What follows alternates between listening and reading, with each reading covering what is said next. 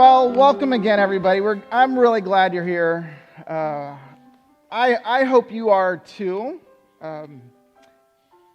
As Greg said, we have been going through this series on the Sermon on the Mount that we're calling Core Strength. And we've been in it for 2 months now, which it doesn't really seem like it's been that long, but it's been really good. And hopefully you're finding it to be a good series to go through as well. Because there's not a single one that I've heard that either Greg has preached or Van has preached where I haven't kind of walked away from it just a little pricked at or challenged or had my toes stepped on just a little bit.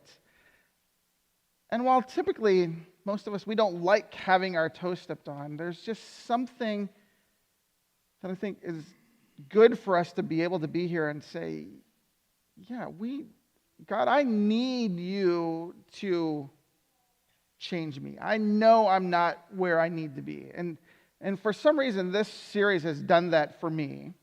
But we're calling it Core Strength because just like with our physical core, if you can strengthen that, if you can get that part of your body right, that it really helps you with other parts of your physical body. It helps you with your balance and your posture.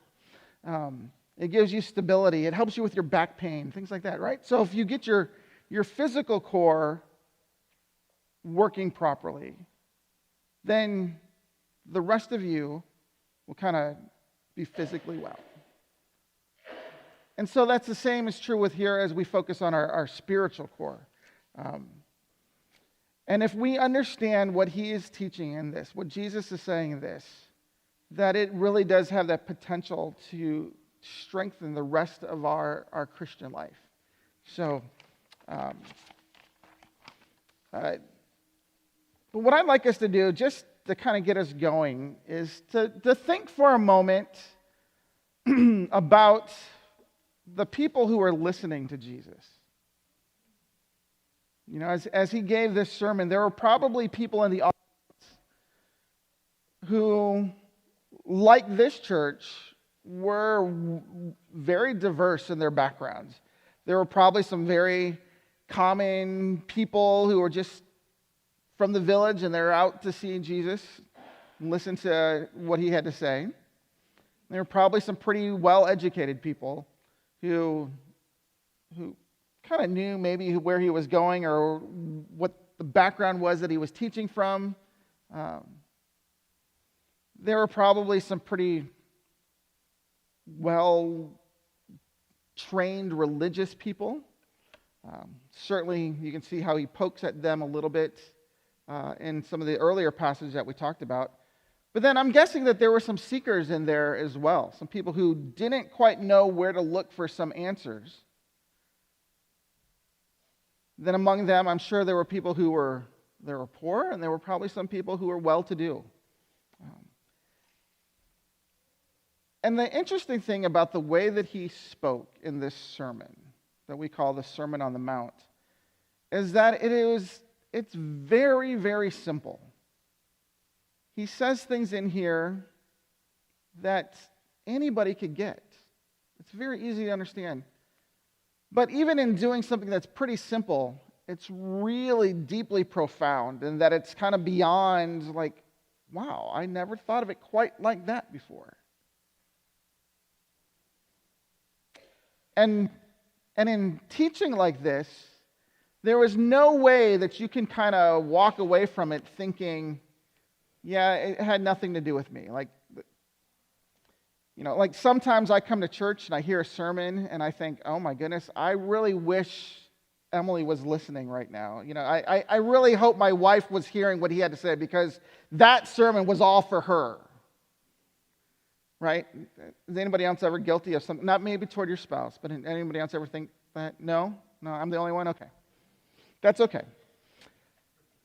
I've found over time that I don't actually confess that to Emily when I think that. Because usually what happens is she'll say, you know what, I was thinking the same thing. I was hoping that you were listening to it too. And then she would expose all these things that I needed to learn, which that never played out well. So I just stopped stop doing that. But the thing is, if you're listening to the Sermon on the Mount and you're not somehow pricked by what Jesus had to say, like if he wasn't poking at you in some way, then you really weren't listening. Because there's stuff in here that no matter where you are on your spiritual journey, no matter where you are within our society, there is something in it that you need to learn. There's something in it that I need to learn. And so this first part, if you have your Bibles, go ahead and open them up to Matthew chapter 6. So Matthew is the first book of the New Testament. And the sermon here is found in chapters 5, 6, and 7. And we're smack dab here in chapter 6. And the first part of Matthew 6 that we talked about over the last couple weeks was Jesus sort of addressing the way that we worship. You know, how do we give? How do we pray? How do we do our spiritual disciplines like fasting? And he offered warnings to those who did things in such a public way that they were done for the praise and admiration of other people. And Jesus said, that's not the way to do it. Yeah, those are the right things to do. But if you're doing it so that other people will kind of give you that little spiritual pat on the back, you're doing it for the wrong motives. You know, if you're doing it so that other men will reward you, or then you're not going to get that reward from your Father in heaven. So in other words, he's saying, really, that your worship, like every other part of your life, basically like everything he had been talking about up to that point, that it was all a matter of the heart. You have to have the right heart. You have to have the right motivations to get it done. And so now here we are, we're in Matthew 6, starting in chapter 19, and now he's really going to start poking at us where most of us don't like, because he's going to start talking about our money, start talking about our possessions, our things. And I don't know what it is. Well, I do know what it is, but we don't like people poking at us about our money. We don't like people questioning how we spend. You know, we think, well, I earned it and I should be able to spend it however I want. And who are you to tell me how to spend my money? And certainly in the American church, we don't like it because we have this sort of fear that the only thing that our church leaders want is to get you to open up your wallets and to give. And so let me just tell you right now, this sermon is not about trying to get you to give more to this church. Certainly the church could use it to bless people around the world, but that's not what this is about. It's about the heart. And as we'll find out in just a little bit, where our heart is, it's what's going to direct how we use our money. So, if you have your Bibles, I'm going to read and follow along with me. Matthew 6, verses 19 through 24. It says here, "Do not store up for yourselves treasures on earth, where moth and rust destroy, and where thieves break in and steal. But store up for yourselves treasures in heaven, where moth and rust do not destroy, and where thieves do not break in and steal. For where your treasure is, there your heart will be also. The eye is the lamp of the body. If your eyes are good, your whole body will be full of light. But if your eyes are bad, your whole body will be full of darkness. If then the light within you is darkness, how great is that darkness? No one can serve two masters. Either he will hate the one and love the other, or he will be devoted to the one and despise the other. You cannot serve both God and money."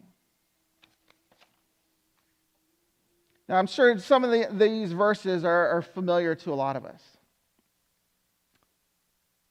But what he's saying, the overarching thing just in these few verses right here, is that the people of Jesus should treasure Jesus. The people of God should treasure God. And we see a direct correlation between how we handle our possessions and our money and our faith. In other words, we will either worship our wealth or we will worship with our wealth. So let's look at these verses, and we'll just break this down just a little bit. We'll step on each other's toes equally here. So Matthew 6:19, the first verse here says, "Do not store up for yourselves treasures on earth." And the point is, avoid greed. Avoid greedy accumulation. You see, there's nothing inherently wrong about wealth. So Jesus is not saying you can't own the latest iPhone. You can't drive a new car. He's not saying that. He's not saying you're not allowed to live in a nice house. He's not saying that you can't own more than one pair of shoes. And I know there are a few people in my house that are guilty of owning a lot more than just the one pair of shoes. He's not saying that you can't have a closet full of clothes, or that you can't or shouldn't save and invest your money for retirement. And for some of us, those types of possessions, those would be luxury possessions. I'd like to have a closet full of clothes or something. But often when we hear this, we go to these two extremes. We say that, Jesus is saying that you can't do this. And then what he is saying is that you should live like as misers or something like that. And he's not talking about either one of these two extremes. Again, since what he's talking about here is the issue of the heart, he's saying we shouldn't be living with a greedy heart of accumulation here. And the reason is it's a pointless endeavor. Why would you gather all this stuff together? Because it's temporary. It's going to be destroyed one way or another. It's either going to be eaten up by moths, vermin, it'll rust away, or it can be taken away. Somebody's going to see all your stuff, and they're going to want to break in and steal it. And what he doesn't say here in this passage specifically, but there's another reason that he gives in other sermons of why we shouldn't be living our lives toward accumulating wealth for ourselves in a greedy sort of way. It's just this reality that you can't take it with you. Right? 1 Timothy chapter 6, verse 7 says, we brought nothing into the world and we can take nothing out of it. I was there for all of my kids' births, and when they came out, they had nothing with them. It would have been nice if they at least had a diaper first, but not even that. They came in with nothing. And when my son passed away a few years ago, he went out with nothing. You bring nothing into this world, you're going to take nothing with you. I'll read for you Luke chapter 12, verses 15 through 21, where Jesus warns us against greed. He says, "Watch out. Be on your guard against all kinds of greed. A man's life does not consist of the abundance of his possessions." And then he told him this parable. "The ground of a certain rich man produced a good crop. He thought to himself, 'What should I do? I have no place to store my crops.' Then he said, 'This is what I'll do. I will tear down my barns and I will build bigger ones. There I will store all my grain and my goods. And I will say to myself, you have plenty of good things laid up for many years. Take life easy. Eat, drink, and be merry.' But God said to him, 'You fool. this very night your life will be demanded from you. Then who will get what you have prepared for yourself?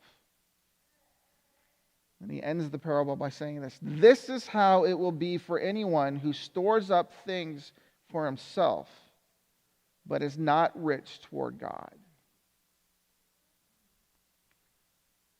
Now, if we're accumulating things just for ourselves so that we can live a life of ease and luxury, and we're thinking just about us, thinking just about me, God says that's not how we should be living. That is greed. That's the type of wealth that I reject. And we should be rich toward God and not just toward our own accumulation. The weird thing is, for thousands of years, people have been trying to take it with them when they die, right?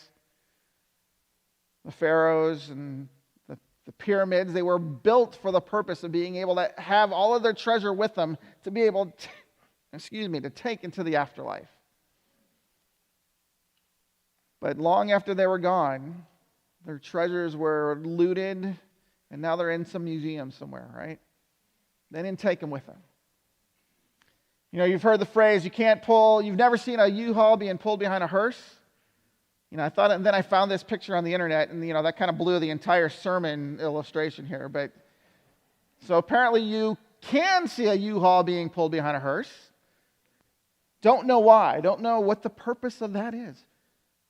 But the whole point of that one illustration, that one phrase of you've never seen a U-Haul being pulled behind a hearse, is because you can't take it with you. It doesn't matter what you have. You're not going to be able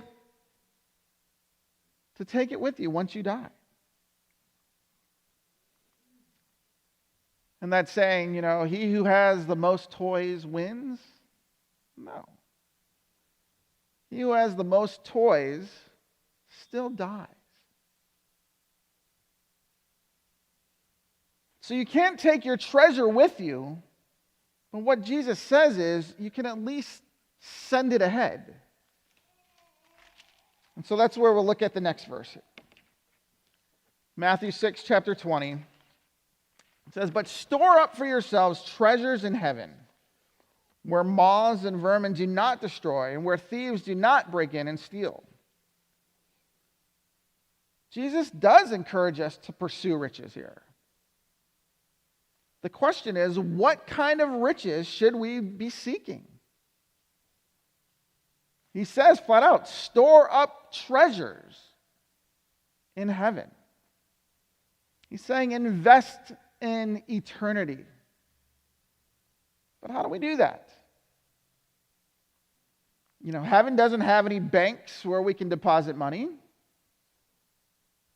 Heaven doesn't have warehouses or self-storage units where we can put our stuff until we need it. If our stuff stays here, what treasure will we actually have in heaven? Clearly, there's a difference between our earthly possessions and what is valuable in God's economy. So what are our treasures in heaven, and how do we store them up?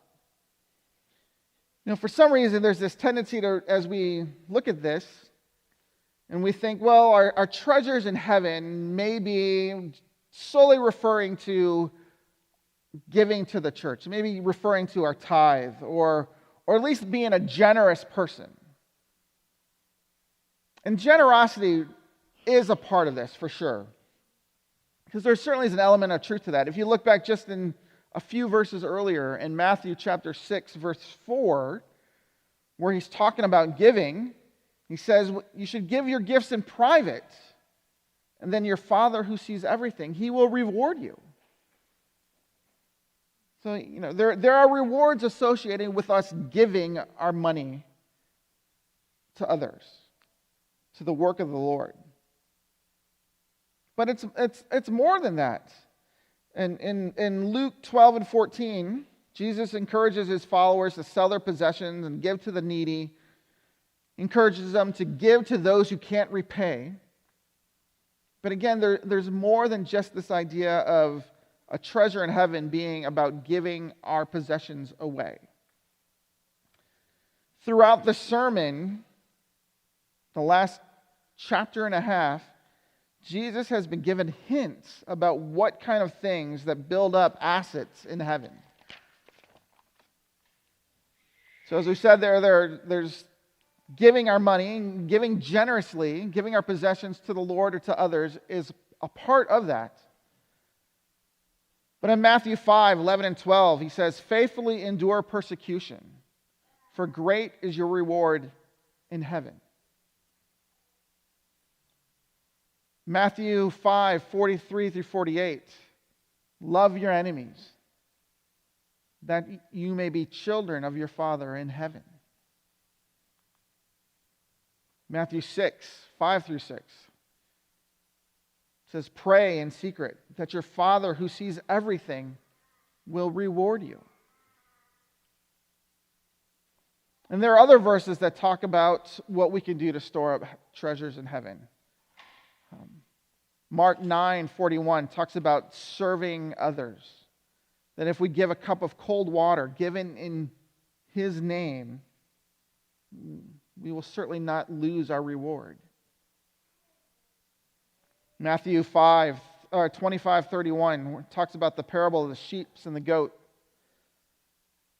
And he talks about, when I was hungry, you fed me. When I was thirsty, you gave me something to drink. When I was naked, you gave me something to wear. When I was in jail, you came to visit me. And his disciples said, "When did we do those things? I don't remember doing those things." But Jesus says, "When you did it to the least of these, you did it to me." So that when we serve others, we are serving the Lord. And there's reward in that. So serving others is a way to build up treasures in heaven. When we forgive other people the way that Christ forgave us. And then certainly when we tell people about Jesus and we share the gospel with them and we give them hope for this life and hope for eternity, there is treasure in heaven for that. And all these things are examples of how we can lay up our treasure in heaven. But how do we know? How do we know that by doing these things that somehow that is laying up treasure in heaven and not just doing some good deed, right? Well, we know because God has promised it to us. Here in Hebrews chapter 6, verse 10, it says, "God is not unjust. He will not forget your work and the love you have shown him as you have helped his people and continue to help them." When we help his people, we are showing our work and our love for our Father.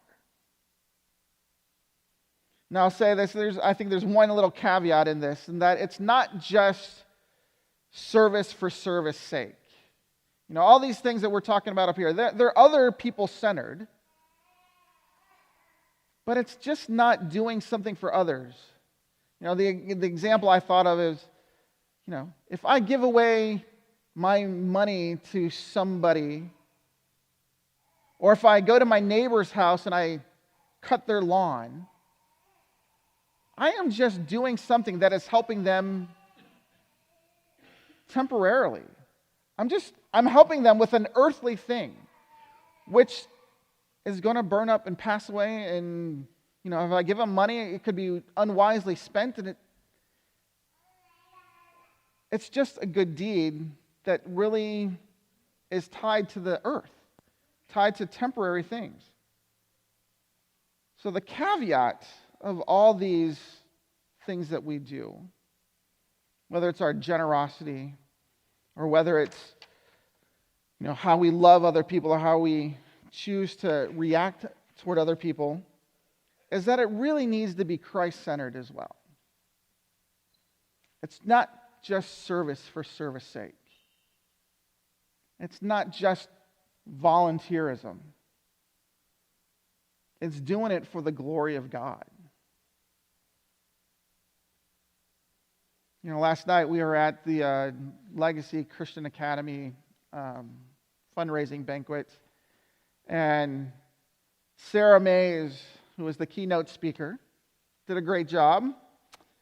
She was talking about the faithfulness of her father, Steve Hodson.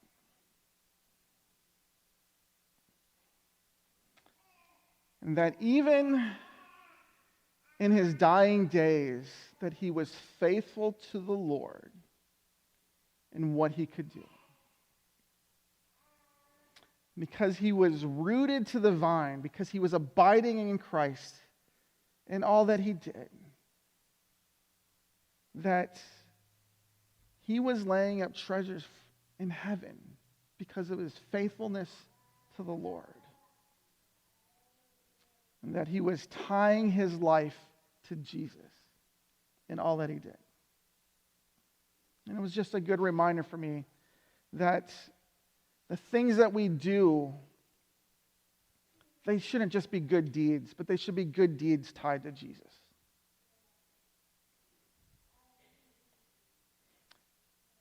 Well, Jesus kind of puts it in a nice little bow here and explains why this is important, why you shouldn't be putting things here on earth, and why you should be investing in eternity. Because for where your treasure is, that's where your heart's going to be. There your heart will be also. See, Jesus knows our struggles with possessions, whether or not we're going to worship with our wealth or worship our wealth. Because he knows that it's more than just what we choose to do or not do, that it's an issue of our heart. He knows that what we value is reflected in how we live. I don't know if you've ever read the book, The Treasure Principle by Randy Alcorn. And he says in that book, I'm convinced that the greatest deterrent to giving is this: the illusion that earth is our home. The reason we don't give, or why we are not generous people, is because for some reason we think that what we have here is all that there is. And we think, yeah, earth is my home, and so I need to get all that I can and keep all that I can so that I am safe or comfortable, or that I can not have any wants or needs. But if we're thinking that earth is our home, we got it backwards. See, on the other hand, if Jesus is our treasure, if we have an eternal perspective, you're going to devote your life to his glory and to the good of other people.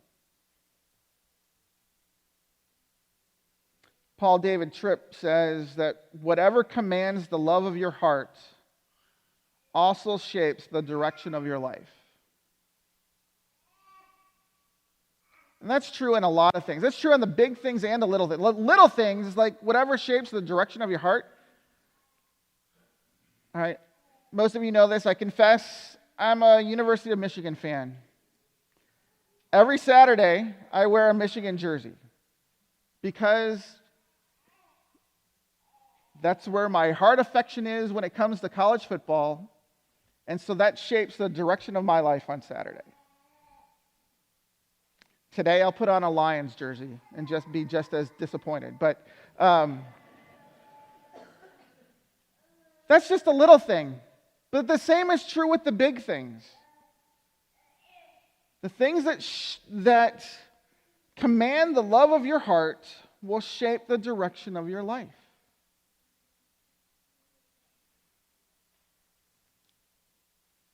If you love your kids, you're going to do things that your kids need to thrive and do well, right? If we are loving our jobs, we tend to spend more time at our jobs than we need to. Unless it's our boss telling us that we need to spend more time. So that's a different issue. But it's really true. I love what I do. The ministry that I work in, I love it. And sometimes I stay at work too late because I just get engrossed in what I'm doing because I think it's valuable. My wife tells me and reminds me that I need to love my family more sometimes. Whatever commands the love of your heart will shape the direction of your life. Verses 22 and 23 restate this truth in a different way. It says, the eye is the lamp of the body, and if your eyes are healthy, your whole body will be full of light. But if your eyes are unhealthy, your body will be full of darkness. If the light within you is darkness, how great is that darkness?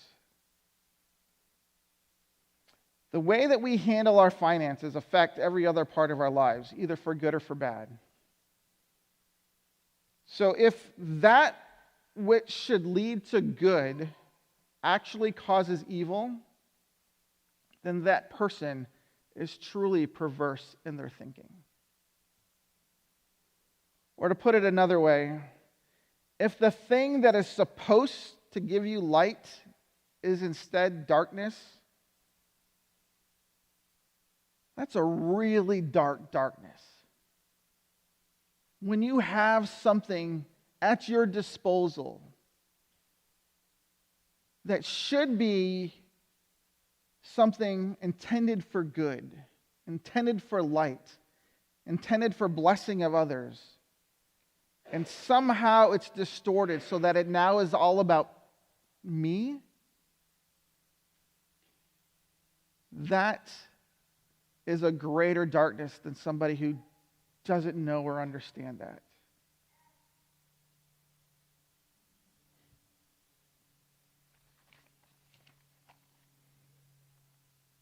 So just in case you were sitting there thinking, well, why can't I do both? Why can't I go after all these things? Why can't I, build up wealth for myself and really enjoy them for myself and then still serve God on the side, right? I can do both. A lot of us men think we can handle more things than we can handle, right? Well, Jesus says, no, not going to happen. You can't do both. He ends this little section saying you can't serve two masters. God and our possessions, they both want to control us. But you need to choose which one. That's why you don't see many people, not many Christians among those who are driven to reach the top of the corporate ladder. Well, there are some, but you don't see many people who are driven to reach that. Those people whose desire is fame and fortune. You don't see tons of Christians in that category. Because to them, God gets in the way of that goal. God is such a killjoy. He's got so many rules and moral codes that I need to live by. These ethics. And so people tend to push God in the background or outright reject him. Because in their pursuit for wealth and fame and power, they recognize that having those things be their primary emphasis and doing what Jesus says about putting other people first and being generous and not letting our possessions control us, those two are incompatible. On the other hand, it's why when you do see people who truly love Jesus, whether they're rich and successful or not, for those people, it's never about the money. Those people are freed up to be able to give their money away, to be generous, to allow them to serve the Lord with their wealth. Some of you may know the story of J.C. Penney, the department store. I guess there's not many of them around these days, but as a believer, Mr. Penney decided that he would continue to give his wealth away. He would continue to give it to the Lord. And by the time that he had reached his greatest success, he was giving away 90% and only keeping 10% for himself. He had stores all around the country. But it wasn't about the money, and he allowed his money and his wealth to be something that he worshiped with rather than letting. Greg and I were talking before the service about the Bolthouse Foundation. I don't know if you're familiar with that, but Mr. Bolthouse was the person who sort of invented the idea of the baby carrot. And he is just basically a simple farmer who has turned his farming enterprise into a vast sum of wealth that he gives most of it away. He is a benefactor of Cedarville University. He's a major contributor to the ministry I work with, the International School Project.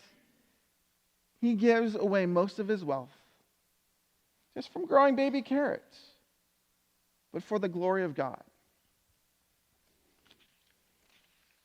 So you can't do both. So I'm going to end here with 2 songs. The first one, I don't know if we have many Bob Dylan fans here. Yeah, I'm not a huge fan myself, but in his first so-called Christian album called Slow Train Coming, he had a song called You Gotta Serve Someone. You're going to have to serve somebody. It may be the devil, or it may be the Lord, but you got to serve somebody. Right? You're going to have to choose. Yeah, see, with a voice like that, I could be famous. I mean, my goodness, right? Go figure. Well, the second song is the one about 35 years old now, by a Christian artist named Twyla Paris, called He Is No Fool. And it's a song about 2 missionaries who gave up all the potential they had for wealth and popularity so that they could serve the Lord on the mission field. And one of the people in it is missionary Jim Elliot, and he's famous for this quote. It says, "He is no fool who gives what he cannot keep to gain that which he cannot lose." So instead of me trying to sing that song, I'm going to let you watch this video. Well, just like Jim Elliot, who gave up wealth and potential he had to become a missionary to Ecuador and was killed by the people he went to serve. And just like Eric Liddell, who was a gold medalist in the Olympics, who went to China as a missionary, who gave up the potential he had to be a star athlete around the world, who ended up dying in a Japanese prison camp in China.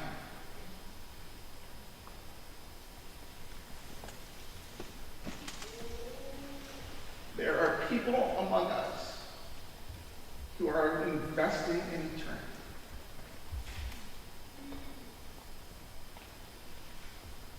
I think of Melissa Friesen and Sharon Rothman, some of our other missionaries, who instead of having a career here where they could make money, have chosen to serve the Lord. Melissa in Togo. I think of my friend Matt Chopson, who, even though he's working a simple job at the shoe store in town, knows everybody who walks in. And even people that some of us might turn our head down and not look at and we'll walk right past, that knows them by name and prays for them and tells them. I think of Chris Freed, who early this year just obeyed the Lord to include somebody in a conversation. Who was a visitor that day, but had a chance to be that person in Christ. And in doing so, it was just a month before that person had passed away. I think of our kids from Legacy Christian and other places who have gone on short-term mission trips, who are giving up of their own time and convenience to invest in the kingdom.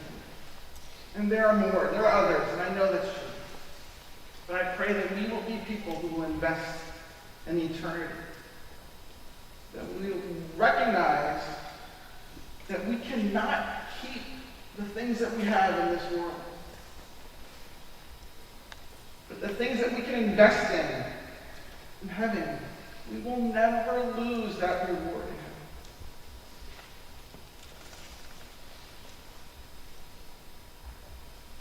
So as we just have a little time of reflection here, ask yourselves these questions.